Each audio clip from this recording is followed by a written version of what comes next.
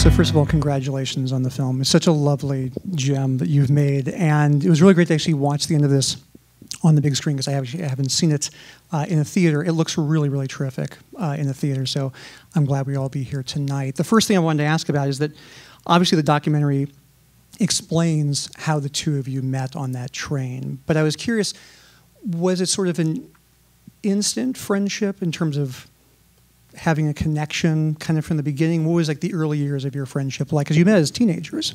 Yeah. So I saw him on the train. He didn't notice me. And, you know, I was surprised he got off at the same stop as I got. And it took a while before we started becoming friends because I knew that he was in the village.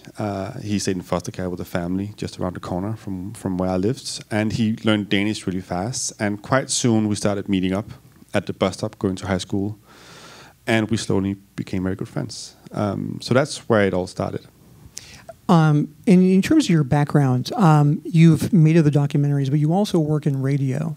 And I was curious about the process of deciding that, first of all, this was a story to tell, but there was going to be a documentary, and specifically your background in radio, in terms of how that informs Flee, in terms of the making of it. I'm sort of curious, because we talk to documentary filmmakers, but not necessarily people who work in radio very often. Yeah. So yes, I have a background in radio, and I actually asked him, I think like 15 years ago, if I could do a radio documentary about his story. And he then said no, and said that he wasn't ready to tell the story. But he knew that he would have to at some point. And when he was ready, he would tell it to me. And you know, then years passed, and I was invited for this workshop called Animedocs, where they gather animators and documentary filmmakers to develop ideas for animated documentaries. And I thought maybe this is the possibility to tell his story. And I called him up and asked him again, and he said yes. And this technique of interviewing with him laying down and having his eyes closed and talking present tense is really a technique I've used when doing radio documentaries before, because when doing radio, you don't have an image, so you really need the subject to paint a picture for you. Right. And by doing so, you know, I asked him to be really descriptive about everywhere we went into his memory. So, for example, in the beginning, when he's in his childhood home and his sister is in the garden telling stories about the father, I would ask him, what did the garden look like? What kind of plants were there? Were there any trees? What did the house look like? What were the colors? And all these things, which would give us a lot of information for the animators to work with. But it would also kind of put him back there, you know? It would start to generate memories that he could talk about, and he would kind of relive these things more than just retelling them. I'm glad you mentioned the interview style that you have, because obviously we see it in the film of him on his back. How did that come to you in terms of when you used to do that for radio? Was this thing that you learned from another person about this idea that having someone on their back is more comfortable, they're more relaxed in terms of talking, or how did it actually develop when you started doing it yourself? Yeah, it's a special technique that I learned when I was taught radio in public TV and radio in Denmark, and that was the way they kind of taught us to do radio montages. Was to, if you have a subject who talks about something in the past, really trying to get them back there and really be descriptive, and this technique of having them lay down, close eyes, talk present tense is a very specific technique that a lot of Danes use when doing radio documentaries. Because it also felt, especially just from watching the film, that there's also almost a therapeutic quality. We often think, whether in real life or in movies and television, people who go see a therapist, they're on their back sort of reliving these things. Is it a therapeutic thing also in terms of, for this man sort of talking about his life, did you notice that it kind of maybe freed him in certain ways in terms of accessing certain memories from his, from his childhood? Yeah, I didn't think about that in the very beginning, and I don't have a therapeutic background. I'm not educated in therapy. But at the very first interview, he told me that he actually didn't care if the film was going to be made or not for him. So the decision to use animation, like you said, you went to this conference, but I'm curious about the decision. Did you always sort of think animation is the way to go in terms of telling the story, and what did you make you decide that animation was the best way? Because obviously there's archival like live action footage in there. And told him about the idea of making an animation. He was like, okay, but that might be the way to do it, because these things are so hard for him to talk about, you know. And for him to tell his story and then afterwards meeting someone on the street who had seen the film and wanted to, you know, small talk about his traumas, he just couldn't do that. So by using animation, it was really about creating a safe space for him where he felt safe in sharing his story for the first time. And then also, you know, because most of the film takes place in the past, so we could really, all of a sudden, we could revive his childhood home, Afghanistan in the 80s, Moscow in the 90s. But also, you know, it's a story about memory and trauma. And with the animation, it enabled us to be more expressive. So we could kind of go into, and it actually came from the interviews, you know. I could tell on his voice when he started talking about something that he was very traumatic or hard to talk about, or if he actually had a hard time remembering what happened. And I thought, okay, but we need to see this in the animation style as well, because his way of talking really changed, and we should sense that in the visual as well. And that's kind of where we turn into this more kind of graphical and surreal charcoal animation, because I really wanted to be honest more towards his emotion than being realistic. So, for example, when his sisters are in the container going to Sweden, he wasn't there, so he wouldn't know what it looked like inside that container. But he knew the feeling he had, the fear, the feeling of fear.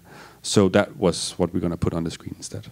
Which actually brings me another question, which is, in terms of some of the animation, did the animators consult with him in terms of like, what did the place in Russia look like? Is this, I mean, I'm curious, like, obviously there's poetic license in terms of the animation, but was there, in terms of how accurate it actually looked, some of the places, I was sort of curious, was he consulted in terms of the design of some of those like spaces?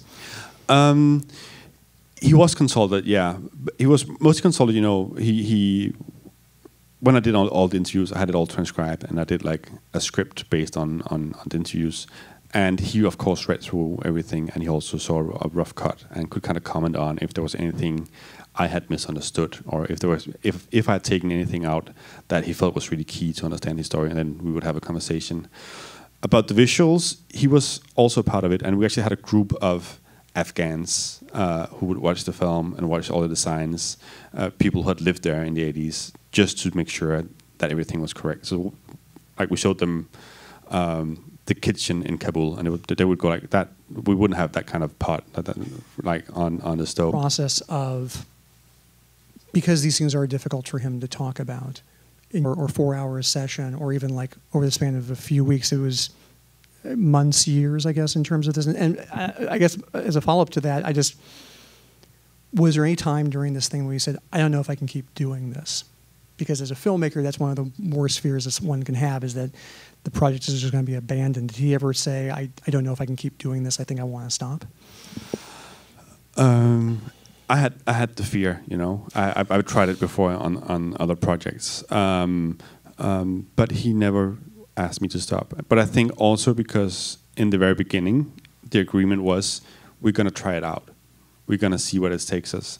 And for the first period of time, he had the opportunity to say, okay, I can't do this. And he could always pause or say, I'm not able to talk more today. So in the beginning, it was very free. And again, to create this kind of safe space where he felt like he could be open. And then, of course, at some point when production started rolling, I sat down with him and said, okay, we're going to do this. Are you okay? And he was like, yes, I know I have to do this. And I think I did like 15, 20 interviews with him during the span of 3 or 4 years. I'm curious how the friendship evolved or developed during that time, because you've known each other for a very long time before doing the project, but this is obviously such an intimate thing that the two of you were engaged in together. He's obviously telling his stories, but it's about trust between the two of you. How did the friendship change? Did you guys become closer? Was it difficult in certain ways to sort of separate the friendship from this project? That something will be exposed. So just the fact that he all of a sudden trusted me and started to trust people around him to hear his story, it everyone around him closer to him, and so in our relationship as well, it was really yeah. You know, sometimes, you know, a documentary filmmaker will do sort of like pre-interviews, sort of know what the subject might be talking about. But these stories that we see in the film, was that the first time? Like there was no like rehearsal, no discussion beforehand. He just told you these things for the first time you found out. Is that right? Yeah. Also, because I really believe that, you know, there's so much story told just in his voice because it's the first time he tells it, and you can sense his vulnerability in the voice because it's the first time he tells it. Of course, sometimes he would have told me something, and I would have questions, and we would go back, and he would tell it again, and go a bit deeper. But I felt it was really important that he didn't tell me anything before we started rolling, because I really wanted this kind of first testimony to be there. Did he have any sort of say in terms of what he would look like? How he would be animated, what his face would actually look like? No, that was like he was very, he trusted me, and he was very generous in saying, okay, but I know this is my story, but I trust you to tell it in a way where I will recognize myself. And of course, we had to change him a little bit because that was the whole point of kind of making him anonymous. But he was being very generous, and he said, of course, it's going to be seen through your lens. But and he was a part of the process of watching the edit and making sure that he felt that it was his story, that he could recognize himself. But I made the calls, and then sometimes he would have little alterations. At the end of the film, it mentions that they still don't know about his father. This film is just beginning its life in terms of going to festivals and screenings like tonight. But I'm curious, are there any developments at all? Or I'm curious, has he resigned himself in some way to the idea that maybe he's never going to find out about what happened to his father? They're quite certain. Also, I think they got notes already back then that he was dead. They never saw anything, but they knew people, you know, and even people in the army, and they never knew and always had a hope. But I think everyone is kind of know that he's not going to come back. One of the things I was really struck by, I guess it's in the press notes about the film, is that your family came from Russia, I believe. And so I was interested in this idea that obviously this is a story about someone who's fleeing, but I was curious about your own sort of personal connection in your family having to leave Russia. If you wouldn't mind, I'd love to hear a little bit about that connection sort of personally for you. Sure. You know, it's not a... we don't talk a lot about it in my family, but during this film, it really became more present to me. But my grandmother was a Russian Jew and would had to flee the pogroms in Russia, and was actually born in my hometown, Copenhagen. And my family then tried to get asylum in Denmark, but was rejected, and then moved on to Germany, which in hindsight wasn't the best place to be as a Jew. So she had to flee again. And ended up in England, and then married a French man and ended up in Paris afterwards. But you know, I really, after doing this film, I understood my grandmother better, because she was deeply traumatized as well, but she never talked about it. So yeah, definitely this story of displacement is something that sits in my family as well. Out of curiosity, why were they turned away from Denmark? I actually don't know. We don't have the papers. It's a long time ago. It's almost 100 years ago. So I'm not sure what was the reason for it. But yeah, could be the same thing as it is turning people away today. You know, in terms of deciding when to end a documentary, because obviously the story could keep going and going, and I think one of the strengths of Flee is that it's the right ending, but you still sort of want to know what's going to happen to these individuals. In terms of you deciding where the ending was for the film, was it a process of sort of waiting, or did you sort of feel like them finding this place that was the ending? I'm just so interested in how you kind of decided what the ending was for your film. I think from the very beginning, I could see that the present day layer, the story right there, would be that his boyfriend really wanted to find a house, and this notion of finding a home, really, being a refugee is basically being forced out of your home and looking for a new place. Yeah. So I thought, okay, either they're going to find a home in the end, and it's going to be a happy end, or they're going to split up, and Amin is going to continue fleeing, and it'll be a tragedy. So I kind of knew that I was going to end either a happy ending or a tragedy, and I didn't know which one.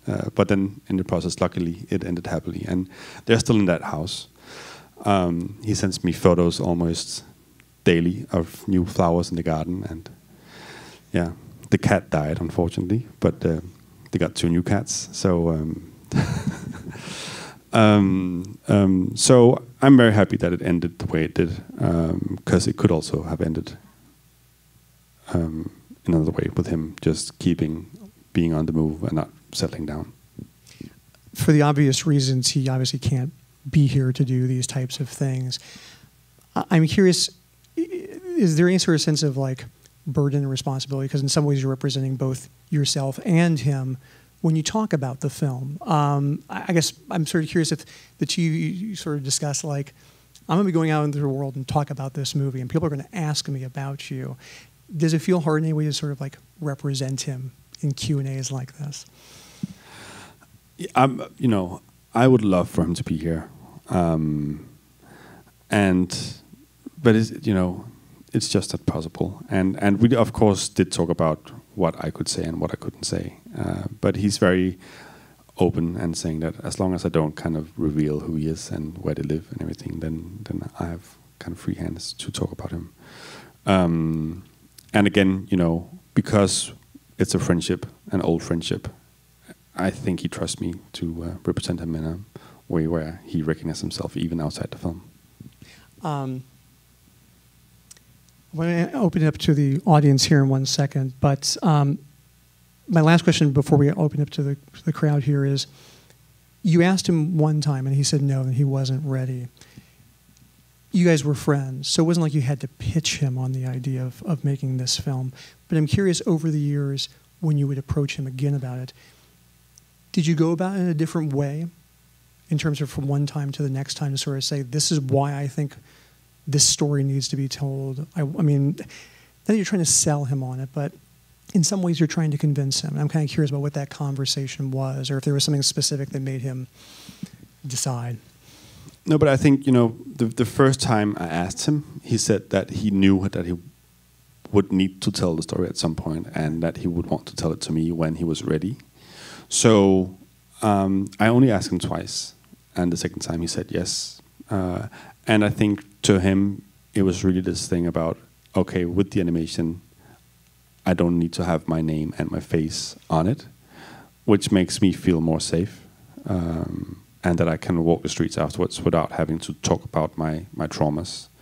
So I think that was really the tipping point for him to say, okay, but let's do it. It's very nice to meet you. Thank you so much for being here tonight, Jonas. Thank you for having me. And thank you.